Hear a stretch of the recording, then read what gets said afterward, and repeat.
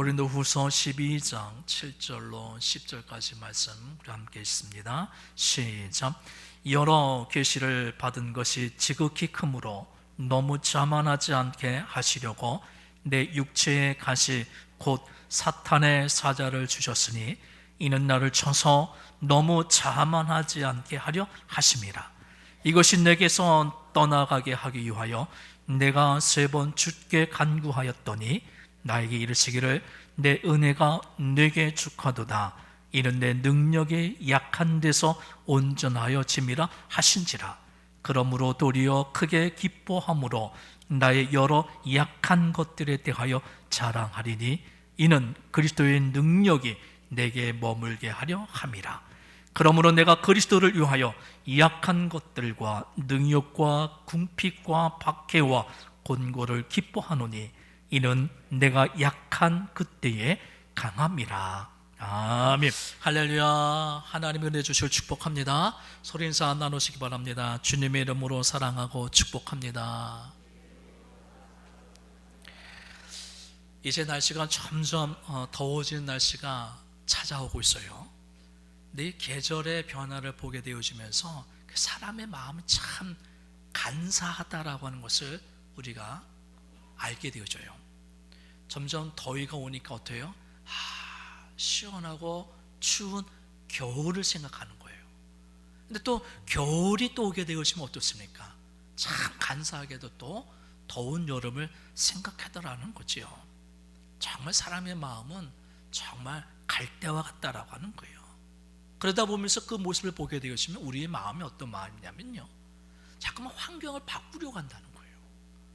여름이 오니까 이 여름을 자꾸만 겨울로 바꾸려고 하는 거예요. 내가 또 겨울이 되어지면 그 겨울이라고 하는 그 환경을 자꾸만 여름으로 바꾸려고 한다라고 하는 거죠. 여러분, 환경을 바꾸는 것보다 내 생각을 바꾸시기 바랍니다. 내 생각에는 이 여름이라는 환경이 겨울로 바뀌어지길 원하는데 아니라는 거예요.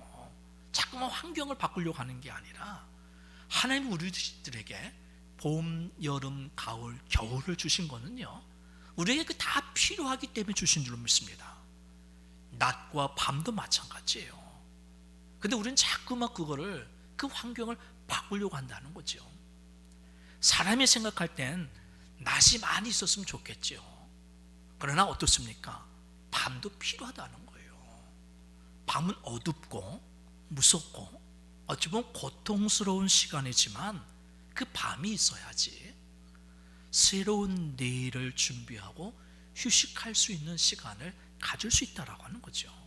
그래서 시시때때로 찾아온 우리 인생의 밤이 오게 되어지면 우리 믿음의 생각을 달리해서 그 인생의 밤이 힘들고 어렵고 고통스러운 것으로만 생각하지 말고 내가 내일을 위해 지금 휴식해야 될 때, 쉬어야 될 때, 준비할 때이구나, 그렇게 생각을 바꿔야 될 줄 믿습니다. 그래, 우리 믿음의 성도님들, 환경을 바꾸려고 하기보다는요, 정말 믿음으로 우리의 생각을 바꿀 수 있는 그런 믿음의 성도들이 꼭 되어지시길 주님의 이름으로 축원합니다. 그래서 오늘 본문 말씀을 보게 되어지면 바울이요, 우리가 생각하고 있는 것과는 정말로 엄청나게 다른 생각을 우리들에게 보여주고 있어요. 우리의 생각과 얼마나 다른지 본문 말씀 10절 말씀 우리 같이 함께 읽도록 하겠습니다. 시작. 그러므로 내가 그리스도를 위하여 약한 것들과 능력과 궁핍과 박해와 곤고를 기뻐하노니 이는 내가 약한 그때에 강함이라. 할렐루야. 그럼 내가 약한 그때에 강함이라. 여러분, 약함이 강함이다라고 생각이 되어지십니까? 또 바울이 그걸 보게 되시면요, 약한 것, 능욕과 궁핍과 박해와 곤고를 어떻게 해요? 기뻐한다라고 얘기를 하고 있어요. 우리가 생각하는 도저히 이걸 기뻐할 수 없는 거예요. 근데 바울은 이런 것들을 기뻐하고 약한 것을 오히려 강함이다라고 얘기하는데요, 어떻습니까? 우리의 생각하고는요 정반대라는 거예요. 정반대. 우리가 상식적으로는 도저히 받아들이지 못하는 거지요. 어떻게 약한 것이 강함이다라고 말할 수 있겠어요? 근데 사울이 이 약함을 강함이라고 고백을 하죠. 왜 그렇게 고백할 수 있었을까요? 결론을 말씀드리면 약할 때 하나님의 능력을 경험했기 때문이다라고 하는 거예요. 나 자신이 약할 때, 나는 약하지만 그때 하나님의 능력을 통해서 그 강함을 경험했기 때문에 그 약함이 강함이다라고 고백을 하는 거죠. 심리학자들이 말하기를 보통 인간의 그 내면에는요 자기 자신을 과대평가할 때가 있다라고 얘기합니다. 근데 자기 자신을 과대평가할 때가 언제이냐면 언제일 것 같습니까? 소위 말하는 내 인생이 잘 나갈 때, 아무런 문제 없이 일이 잘 되어지고 거침없이 일이 잘 풀리고 탄탄대로를 나아갈 때, 그때 모든 사람이 자기도 모르게 자기 자신을 과대평가한다는 거예요. 심지어 마치 자기가 신이나 된 것처럼 인생을 잘 나가게 되어지면 뭐든지 할 수 있다라고 자만하게 되어지고 교만하게 되어지는 그런 모습을 갖게 되어진다라고 하는 거죠. 그래서 인류 최초의 시험이 무엇이었냐면 바로 이런 시험이었다는 거예요. 뱀이 화에게 찾아와서 유혹하길 뭐라고 얘기했습니까? 뱀이 화에게 말하길 이 선악과를 딱 먹으면, 이 선악과를 먹으면 너도 하나님 같이 될 수 있다. 그렇게 유혹을 했다라고 하는 거예요. 너도 하나님 같이 될 수 있다. 그러니까 지금도 수많은 사람들이 그 유혹에 빠져서 마치 자기가 하나님이 된 듯냐, 뭐든지 다 할 수 있다, 자신을 다 착각하면서 교만하게 살아가는 사람들이 많이 있더라는 거죠. 언제? 내 인생이 잘 나가게 되어지면 나도 모르게 그런 자만함에 빠진다라고 하는 거예요. 사도 바울을 보게 되어지면요 얼마든지 사도 바울도 그런 생각을 가질만 했었어요. 보십시오. 사도 바울은 정통 유대인으로 바리새파였어요. 그리고 오늘날도 표현하면 서울대 출신이라고 얘기할 수 있는 가말리의 문화생이었습니다. 그리고 유대인이었음에도 불구하고 어떻게 해요? 로마 시민권을 가지고 있는 대단한 사람이에요. 대단한 사람이에요. 또 신앙적으로 보게 되어지면요 많은 이사와 기적을 행했던 사람이 사도 바울입니다. 사도행전 19장 말씀을 보게 되어지면 사도 바울의 그 손수건 또는 사용하고 있는 그 앞치마, 그거를 그 병자 위에 얹기만 해도 병자가 딱 일어나는 거예요. 이 손수건만 갖다 대도 그 귀신이 물러나고 쫓겨나가는 그런 놀라운 이사와 기적이 행했던 사람이 사도 바울이에요. 정말 어떻게 보면 인간적으로나 신앙적으로 보게 되면 자랑할 만하고 능력이 대단한 사람이 사도 바울이었다고 하는 거죠. 자기 자신도 모르게 그만큼 자만할 만한 그런 모습이 사도 바울이 가지고 있었다고 하는 거예요. 근데 그런 사도 바울에게 평생의 가시가 있었다고 하는 거죠. 그 가시를 추정하기를 간절이다라고 얘기하는데 한번 생각해 보십시오. 얼마나 고통스러웠을까요? 이렇게 말씀을 이렇게 전하다가 자기도 모르게 푹 쓰러지는 거예요. 얼마나 위험하겠습니까? 또 얼마나 또 창피하기도 하고 복음 사역에 있어서는 전혀 도움이 되지 않은 거예요. 그래서 바울이 어떻게 했습니까? 3번이나 하나님께 고쳐달라고 기도했지요. 근데 어떻게 됐습니까? 고침을 받지 못했어요.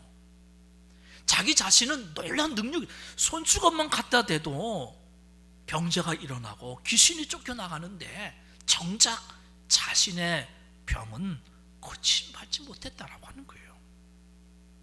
왜 하나님이 그런 고통스러운 가시를 사도 바울에게 줬을까요? 그가 받은 그 응답의 내용이 오늘 말씀 7절 말씀에 보게 되면 이렇게 표현하고 있습니다. 7절 말씀을 같이 읽습니다. 시작. 여러 계시를 받은 것이 지극히 크므로 너무 자만하지 않게 하시려고 내 육체의 가시 곧 사탄의 사자를 주셨으니 이는 나를 쳐서 너무 자만하지 않게 하려 하심이라. 아멘. 왜 안 고쳐주셨다고요? 너무 자만하지 않게 하려 하심이라. 교만하지 않도록 가시를 줬다는 거예요. 사도 바울로 하여금 자기 자신을 과대평가하지 못하도록 하나님이 가시를 남겨주셨다라고 하는 거죠. 그래서 그 가시로 인해서 사도 바울은 항상 연약한 가운데 있었다라고 하는 거죠. 언제 쓰러질지 모르는 거죠. 그렇기 때문에 항상 하나님을 바라다 보면 하나님을 의지할 수밖에 없었던 거예요. 근데 교만한 사람들 어떻습니까? 내가 할 수 있습니다. 내 힘으로 한번 해보겠습니다. 자기 스스로 자기를 강하다라고 생각할 때, 그 교만함이 있을 때에는요, 그때에는요 하나님의 능력이 나타나지 않는다는 거죠. 그 가시로 인해서 내가 약해져 있을 때, 내가 연약할 때, 그때 하나님의 능력이 나타난다는 거예요. 성경의 그 하나님의 사람들 한번 보십시오. 한결같이 자신의 힘으로 일한 사람은 한 사람도 없어요. 모두가 다 나는 할 수 없습니다. 나는 부족합니다. 나는 연약합니다. 이렇게 자기 자신을 다 낮추었지요. 이렇게 자신을 다 낮출 때 어떻게 했습니까? 그때 하나님이 역사하셔서 놀라운 일들을 감당하게 되었으니까 그들의 입술로 위하여금 하나님이 하셨습니다. 할렐루야. 사도 바울이 바로 그런 고백을 하고 있는 거예요. 그래서 스가랴 선지를 통해서 하나님이 우리들에게 이런 말씀을 주셨어요. 스가랴 4장 6절 말씀에 보게 되어지면 이런 말씀이 있습니다. 우리 같이 함께 읽겠습니다. 시작. 그가 내게 대답하여 이르되 여호와께서 스룹바벨에게 하신 말씀이 이러하니라. 만군의 여호와께서 말씀하시되 이는 힘으로 되지 아니하며 능력으로 되지 아니하고 오직 나의 영으로 되느니라. 아멘. 사람의 힘으로 사람의 능력으로 되는 것이 아니라 어떻게 해요? 오직 하나님의 영으로. 할렐루야. 나는 할 수 있습니다. 내 힘으로 한번 해보겠습니다. 이렇게 생각하는 사람에게는 하나님의 영이 임하지 않는다는 거예요. 하나님의 그런 사람을 사용하지 않는다는 거죠. 여러분, 우리 인생이기에 내 힘으로 내 능력으로 살아가는 것 같다라고 생각하지만 아니라는 거예요. 우리 인생 하나님의 은혜로 살아가는 거예요. 하나님의 은혜 없이는 살아갈 수 없어요. 그래서 이것을 경험한 사도 바울이 사람의 힘과 능력이 아니라 하나님의 영, 하나님의 능력으로 살아가고 있음을 경험한 사도 바울이, 그래서 내가 약한 그때의 강함이라, 약함이 강함이다라고 고백하고 있는 거예요. 여러분, 연약하고 부족한 우리에게도 하나님의 영이 임하셔서 하나님의 주시는 그 힘과 능력으로 살아나가는 그런 복 있는 사람들이 꼭 되어주시길 주님을 축원합니다. 여러분, 누가복음 5장을 보게 되어지면 예수님이요 베드로를 제자로 삼는 그 말씀이 나와요. 주님을 만나기 전에 베드로는 밤새도록 갈릴리 호수에서 그물질을 하지요. 근데 고기를 한마디로 잡지 못했어요. 그때 주님이 베드로에게 찾아오셔서 그 배에 올라가셔서 말씀을 가르치시고 난 다음에 베드로에게 말하지요. 누가복음 5장 4절 말씀인데 뭐라고 말씀하셨는지 우리 같이 함께 읽겠습니다. 시작. 말씀을 마치시고 시몬에게 이르시되 깊은 데로 가서 그물을 내려 고기를 잡으라.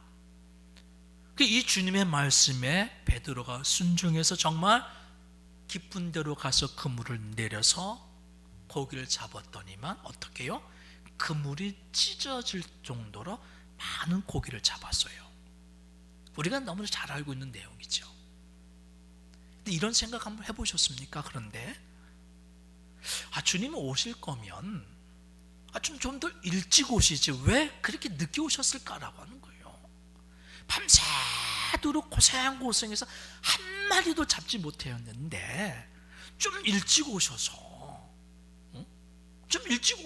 고생 좀 덜하도록 좀 일찍 오시지 왜 늦게 오셨을까라고 하는 거예요. 또 주님이 일찍 오셨더라면 어떠했을까? 일찍 와서 그물질을 하고 있는 베드로에게 깊은 데로 가서 그물을 내려 고기를 잡아라, 그렇게 말씀하셨다고 한다면 베드로가 그때 그 주님의 말씀에 순종했을까? 어떨 것 같아요? 저는 순종 안 했을 거라고 생각해요. 그물질을 하고 있는데 처음 본 사람이에요. 그리고 그의 행세를 보게 되어지면 어부 모습이 안 보이는 거예요. 목수 출신의 예수예요. 근데 자기한테 와가지고 처음 본 사람이 목수가 깊은 데 가서 그물을 내려 고기를 잡아라 하게 되어지면 그 말에 순종했을까요? 안 하죠. 왜요? 자기가 전문가인데, 내가 고기 잡는 전문가인데 목수가 와서 깊은 데 가서 그물을 던져라 하게 되어지면 그 전문가가 비전문가의 말을 들을까요? 안 들어요. 어떻게 해서든 자기가 할 수 있는 모든 방법을 다 동원해서 어떻게든 한번 고기를 잡으려고 끝까지 포기하지 않고 노력했을 거예요. 그런데요, 베드로가 밤새도록 그물질을 해서 단 한 마리도 잡지 못해서 이제 모든 것을 다 포기하고 이제 내려놓았을 때 바로 그때 주님이 오셨다는 거예요. 그리고 다 포기해서 고기를 이제 못 잡는구나 라고 포기했을 때 그때서 주님이 깊은 데로 가서 그물을 내려 고기를 잡아라, 그렇게 말씀하신 거죠. 왜 늦게 오셨을까요? 바로 이거예요. 사람이 자기 스스로 내가 강하다라고 생각했을 때, 내 힘으로 내가 뭔가 좀 할 수 있다라고 생각했을 때, 그런 자만함과 교만함이 있을 때에는요, 하나님의 능력이 안 나타나기 때문에 하는 거죠. 그러나 베드로처럼 다 포기했을 때, 사도 바울처럼 육신의 가시로에서 연약함에 빠져 있을 때, 그때 하나님의 능력이 나타나는 거예요. 그래서 마틴 루터가 이런 말을 했습니다. 만약 우리 인간에게 고통이나 질병이 없으면 인간은 하나님을 멀리 떠날지도 모른다, 그런 말을 했어요. 참 그런 것 같죠. 우리에게 질병과 고통 같은 가시와 약점이 있기 때문에, 그 약점과 가시 때문에 우리가 하나님을 가까이 하게 되어진다라고 하는 거예요. 물론 그 가시와 약점 때문에 하나님을 떠나는 사람도 때때로는 있지만, 우리 많은 믿음의 성도들 보게 되어지면 우리의 그 인생의 가시와 약점으로 인해서 더 하나님을 가까이 하게 되어짐으로 인해서 하나님의 은혜를 경험하게 되어지는 경우가 많다는 거예요. 바로 여기에 하나님은 우리에게 우리의 인생의 그 무거운 짐을 지게 하는 이유가 여기에 있다라고 저는 믿는 거죠. 왜 하나님 우리에게 우리가 바라고 원치 않는 인생의 가시와 약점을 우리에게 지워줄까요? 다른 거 아니에요. 그 인생의 가시와 약점으로 인해서 하나님 앞에 더 가까이 나와 하나님께 기도하고 하나님을 붙잡고 하나님과 동행하며 살아가게 하기 위해서다라고 하는 거예요. 그럼 내 생각에는 우리 인생의 가시와 약점 없었으면 하는 거죠. 원치 않는 거예요.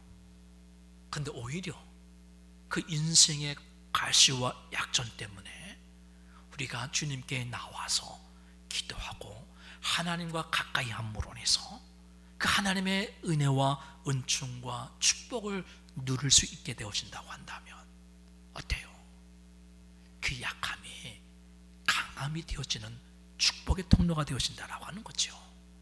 그래서 이것을 너무나도 많이 경험한 사도 바울이 우리들에게 말하는 거죠. 내가 약한 그때의 강함이라. 할렐루야.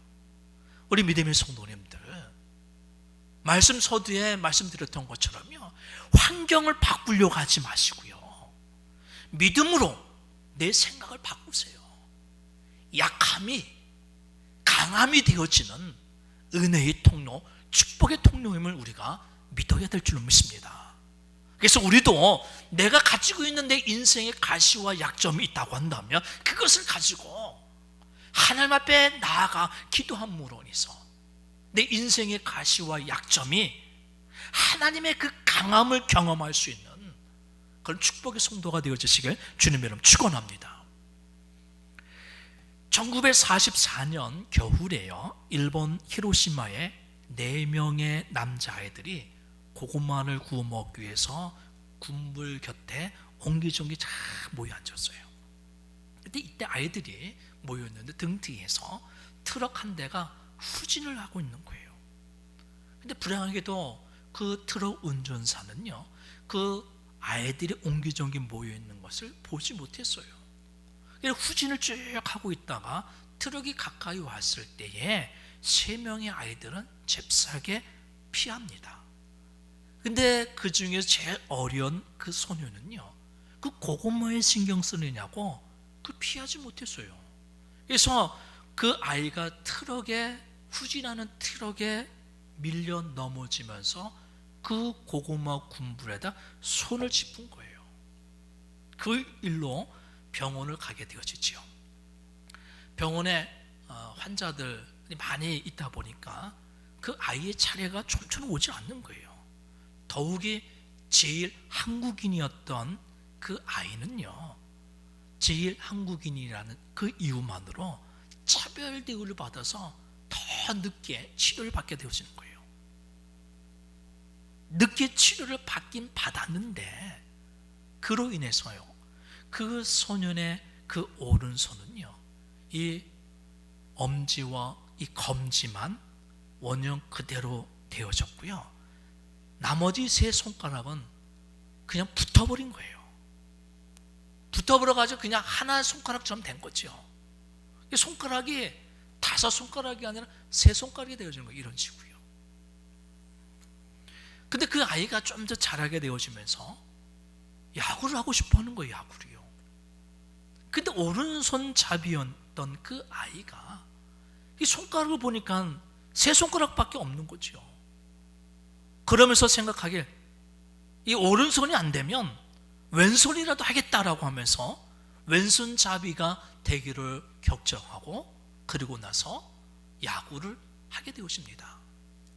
근데 그 아이가 나중에는요, 야구의 천재다라고 할 정도로 그런 칭호를 받게 되어지는데요, 그 사람은 누구냐면 일본 프로야구 선수의 강타자가 되어졌던 장훈이라고 하는 우리나라 사람 출신 그 선수였어요.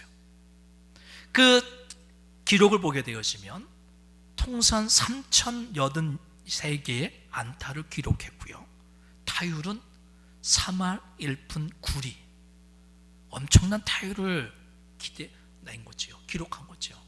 사람들이 그를 부르기를 뭐냐면 야구 천재다라고 불렀어요. 그러면서 그의 오른손의 그 장애를 알고 있기에 많은 사람들이 야구 선수에게 이 오른손의 이 약점, 장애는 치명적인 약점이었기 때문에 그가 만약에 이 오른손의 장애가 없었더라고 한다면 더 좋은 선수가 됐을 거라고들 다들 얘기하는 거예요. 근데 정작 본인은 그리 생각하지 않았던 거예요. 오히려 오른손 장애, 3 손가락밖에 되지 않는 이 3 손가락으로 된 이것 때문에 자신은 더 열심히 훈련했고 더 열심히 노력했기 때문에 그로 인해서 좋은 선수가 될 수 있었다라고 얘기를 하는 거죠. 그 얘기는 장훈이라고 하는 그 선수에게는 이 오른손 장애, 그 가시 때문에 자기가 더 좋은 야구 선수가 될 수 있는 축복의 통로라고 생각했다는 거예요. 여러분, 이 이야기가 성경에도 똑같이 나와요. 성경에도요. 사사기 3장에 보게 되어지면 에훗이라고 하는 사사가 나오는데, 사사기 3장 15절 말씀을 우리 같이 함께 읽겠습니다. 사사기 3장 15절 말씀 같이 읽습니다. 시작. 이스라엘 자손이 여호와께 부르짖으매 여호와께서 그들을 위하여 한 구원자를 세우셨으니 그는 곧 베냐민 사람 게라의 아들 왼손잡이 에훗이라. 이스라엘 자손이 그를 통하여 모압 왕 에글론에게 공물을 바칠 때에. 이 3장 15절 말씀에 에훗을 소개하는데 뭐라고 소개하고 있습니까? 왼손잡이라고 얘기했어요. 여기 에훗이 왼손잡이라고 하는 이 말의 의미는요, 오른손보다 왼손을 잘 쓰는 그런 왼손잡이가 아니라는 거예요. 좀 전에 얘기했던 그 장훈이라고 하는 야구 선수처럼 이 오른손 장애가 있는 사람을 얘기하는 거예요. 오른손을 쓰지 못하는 사람을 이야기한다라고 하는 거죠.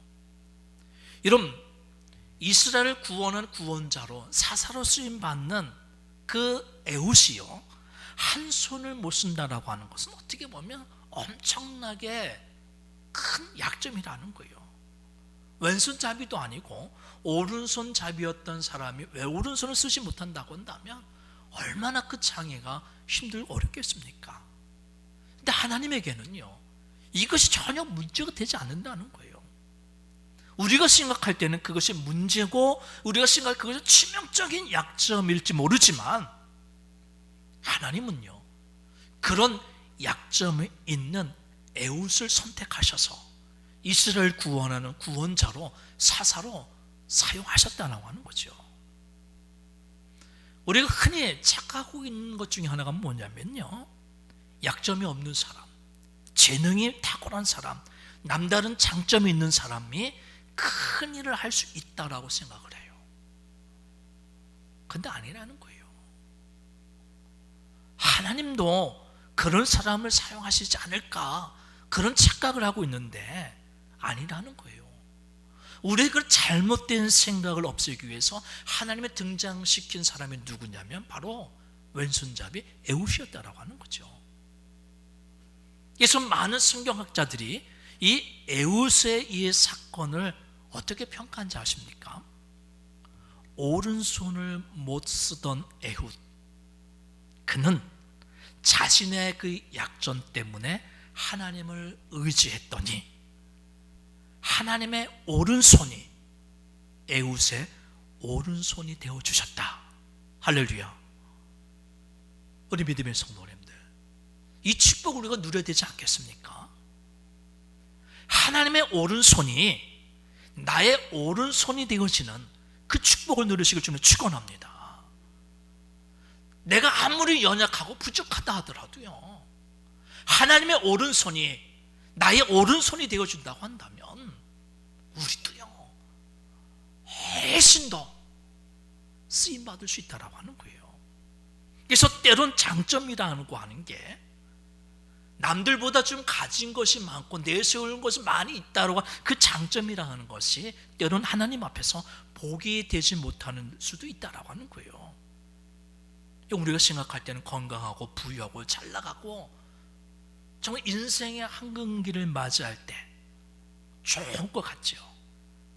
근데 그런 사람일수록 하나님 없이도 잘 살 것 같고 하나님의 필요 없을 것 같고 하나님을 두려워하지 않은 그런 인생이 되다 보면 그가 가지고 있는 그 장점, 그가 받은 그 축복이 오히려 교만에 빠지게 되어지고 복이 되지 못할 수가 많다라고 하는 거예요. 지금 우리 한국교회와 우리 성도들의 모습이 그와 같지 않나 하는 생각을 해봤어요. 제가 생각할 때는요, 1988년 우리나라에 하계올림픽이 서울에서 개최됐죠. 그 1988년 그 하계올림픽을 기점으로 해서요, 우리 대한민국의 한국교회와 성도들의 모습들이 많이 달라진 거예요. 그 이전까지는요, 우리 한국교회와 우리 믿음의 성도들이요, 하나님 아니면 살 수 없습니다, 하나님 아니고서는 이 문제를 해결할 수 없습니다 라고 하면서 산과 들로 놀러 가는 것이 아니라 어떻게 했어요? 산으로 다 기도원으로 기도하러 올라갔어요. 가서 산기도 했고요, 금식기도 했고, 철야기도 하면서요, 하나님이 아니면 살 수 없습니다. 그렇게 기도하고 하나님 앞을 찾고 하나님 앞에 매달렸더니만 여기저기서 하나님의 놀라운 능력이 나타나는 거죠. 치유의 축복도 나타나고, 또 내 인생의 문제 해결되어지는 그런 놀라운 은혜를 경험하게 되어졌다라고 하는 거예요. 그런데 그 이후로부터요, 우리 한국 교회와 우리 성도들이요, 어때요? 배부르고요, 부족한 게 없고요, 넉넉하고 잘 사니까요, 어때요? 하나님 없어도 잘 살 것 같아요. 부족한 게 없으니까 하나님이 필요 없는 그런 모습으로 우리 한국 교회와 우리 성도들이 그리 살고 있더라는 거죠. 어떻게 보면요, 지금 우리가 이렇게 풍부하게 잘 사는 거, 그게 우리에게 복이 아닐 수도 있다라고 하는 거예요. 그러다 보니까 오늘날 한국 교회에서요, 하나님의 능력이 나타납니까? 하나님의 능력이 나타나는 얘기예요. 안 나타나잖아요. 너무 가진 게 많아서 그래요. 너무 풍부해서 그래요. 하나님 없이도 하나님 필요 없는 것 같아요. 그러다 보니까 하나님의 능력이 나타나는 거죠. 여러분, 하나님의 오른손이 나의 오른손이 되어져서 하나님의 능력과 하나님의 그 권능이 나타나는 교회, 그것을 경험하는 우리 믿음의 성도들이 되어야 될 줄로 믿습니다. 여러분, 나에게 남들보다 가진 것이 많고 내세울 것이 만약 있더라고 한다면 그것이 나에게 화가 되지 않도록 더욱더 하나님 앞에 매달려서 그 하나님의 축복을, 복의 복을 이어나가며 살아나가는 믿음의 성도가 되어야 될 줄 믿습니다. 그리고요, 혹 나에게 약점이 있고 가시가 있다면 그 가시와 약점문에서 원망하거나 불평하기보다는요, 그 가시와 약점을 가지고 하나님 앞에 나와 하나님 앞에 매달리십시오. 그로 인해서 그 가시와 약점이 강함이 되어심으로 하나님의 은혜를 경험할 수 있는 축복의 통로가 되어심으로 인해서 우리 믿음의 성도들도 사도 바울처럼 내가 약한 그때가 강함이라고 하는 그 고백을, 그 축복을 경험하며 살아나가는 우리 믿음의 성도들이 되어야 될 줄 믿습니다. 우리 믿음의 성도님들, 하나님 우리들을요 고아처럼 내버려 두지 않아요. 하나님의 영이, 성령님이 우리와 늘 함께 하셔서 우리를 도우시고 인도해 주셔서 우리를 연약한 것을 강하게 만들어 주시는 능력이 하나님인 줄 믿습니다.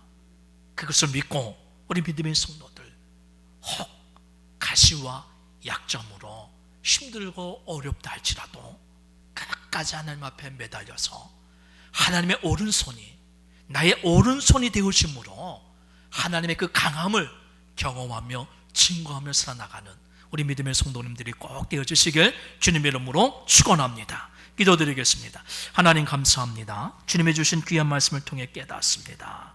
하나님, 우리의 인생에 가시와 약점이 있지만 하나님, 그 모든 것들 하나님께서 강하게 해주실 줄로 믿사오니 우리 믿음의 성도들 힘들고 어려워도 하나님 앞에 나와 하나님을 더욱더 가까이 하여 하나님의 영이 임재해 주심으로 약할 때 강함이 되시는 주님의 은혜로 살아나가는 믿음의 성도들로 축복하여 주시옵소서. 이 모든 말씀 예수님의 이름으로 축복하며 기도드리옵나이다. 아멘.